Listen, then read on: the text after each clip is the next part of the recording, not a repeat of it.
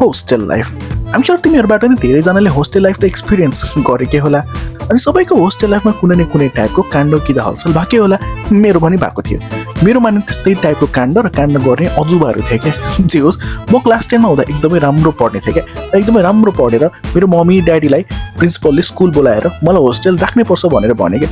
अनि त्यो जाँठो मुजी प्रिन्सिपलले कुन प्रकारको जादु र अन्तरामी थियो होइन, त्यो गेडीको कुरा सुनेर म पनि एकदम मोटिभेट भएर होस्टेल जाने नै भयो क्या।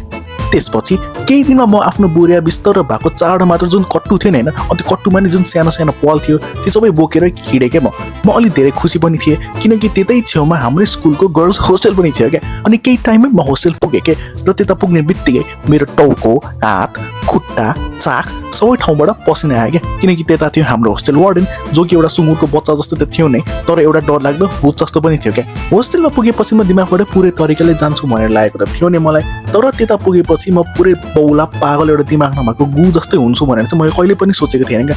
रुम एक त यस्तो सानो, तर त्यही सानो रुममा एउटा पागल खानाबाट भागेर आएको जस्तो एउटा रुम पार्टनर पनि थियो क्या। यस, त्यो पार्क थियो र एउटा मात्र भएको भए पनि ठिक थियो क्या। यो भैँसीको गैडा जस्तै देख्ने चुम्डी दाइ नि हाम्रै रुममा रहेछ नि होइन। त्यसपछि म के भनौँ क्या। त्यसपछि त्यो दुईजना बौलाओस् कि नबौलाओस् म चाहिँ फिक्स बौलाउँछु भनेर थाहा पाएँ क्या। हाम्रो स्कुलमा एउटा परम्परा थियो, स्टुडेन्टले होमवर्क गरेन भने पुसअप पोजिसनमा राखेर पाइपले हानो क्या। टिचरसँग मुखमुख लाग्यो पाइपले हानो, म्यामसँग लभ स्टोरीको कुरा गर्यो पाइपले हानो, स्कुलमा कन्डम लिएर आयो पाइपले हानो। हाम्रो होस्टेलमा नै त्यस्तै थियो क्या। म भने एकदमै सोझो बच्चा होइन, यस्तै फाल्तु सङ्गत नराखौँ भनेको रुम पार्टनर्स त्यस्तै क्या। वार्डनसँग राम्ररी बोलौँ भने वार्डन भूत जस्तो।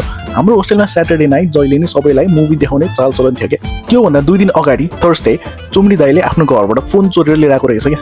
म र पारक त्यो देखेर धेरै एक्साइटेड भयौँ। त्यसपछि हामीले यस्तो एक्टिभिटी गऱ्यौँ जुन कि हामीले नगरेको हप्तौँ भइसकेको थियो क्या।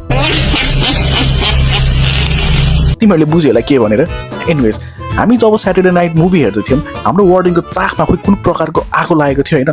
त्यो बुढा जाँठोलाई त्यही दिन सबैको रुम र सुटकेस चेक गर्ने रहर लागेको रहेछ क्या। हामी मजाले love story हेर्दैथ्यौँ।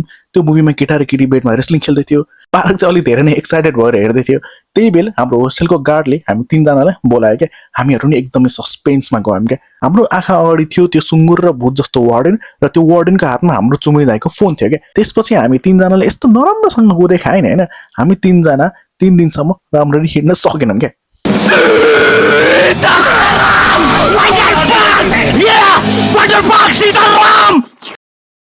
Okay so hello, I hope तपाईँलाई भिडियो मन पर्यो होला। इफ हजुरलाई यो भिडियो मन पर्यो भने then please do subscribe the channel, like the video.